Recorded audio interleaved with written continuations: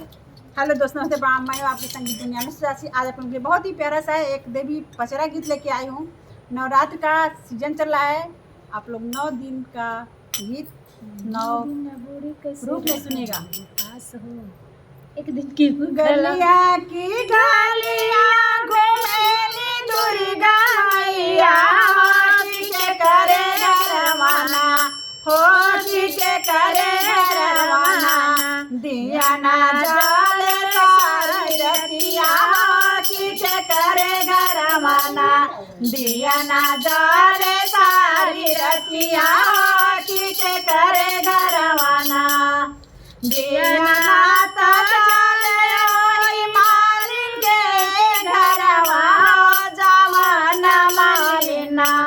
हो जवाना मालिना। गजरा मुझे सारी रतिया, हो जवाना मालिना। गजरा मुझे सारी रतिया, हो जवान मालिना।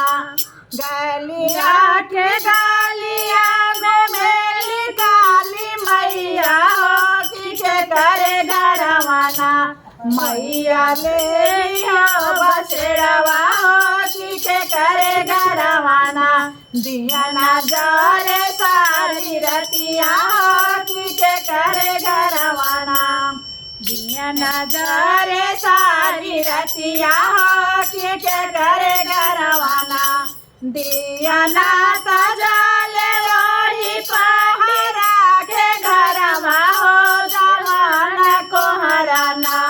कलसा गढ़े सारी रतिया, हो जवाना को हराना। कलसा गढ़े सारी रतिया, हो जवाना को हराना। गलिया के गलिया घुमेली दुर्गा मैया, हो के करे घरवाना। दिया ना जाले सारी रतिया, हो के करे घरवाना। दिया ना जाले सारी रतिया, हो के करे घरवाना। दिया ना जाले वही महारा के घरवा, हो जवाना महाराना। कलसा गढ़े सारी रतिया, हो जवाना महाराना। कलसा गढ़े सारी रतिया, हो जवाना महाराना।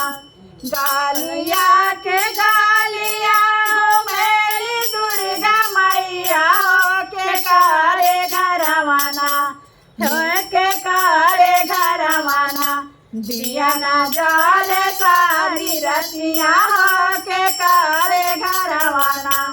दिया ना जाले सारी रतिया, हो के करे घरवाना।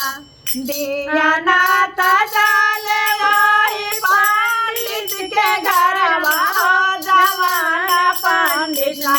पोथिया बाचे सारी रतिया, हो जवाना पंडितना। पोथिया बाचे सारी रतिया, हो जवाना पंडितना। गालिया की गालिया घुमेली दुर्गा मैया, हो के करे घरवाना। मैया ले हाली बसड़वा, हो के करे घरवाना। मैया ली हाली बसड़वा, हो के करे घरवाना। दिया ना जाले वही सोनारा के घरवा, हो जवाना सोनाराना। नथिया ना सोनाराना। नथिया गढ़े सारी रतिया, हो जवाना सोनाराना। नथिया गढ़े सारी रतिया, हो जवाना सोनाराना। गालिया की गालिया घुमेली दुर्गा मैया, हो के करे घरवाना। दिया ना जाले सारी रतिया, हो के करे घरवाना। दिया ना जाले सारी रतिया, हो के करे घरवाना।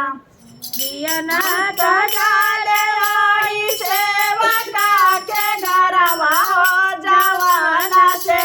सेवकाना विनती करे सारी रतिया हो जवाना सेवकाना विनती करे सारी रतिया हो जवाना सेवकाना गालिया के गालिया घुमेली शीतला मैया हो के करे घरवाना दिया ना जले सारी रतिया हो के करे घरवाना। जय माता दी।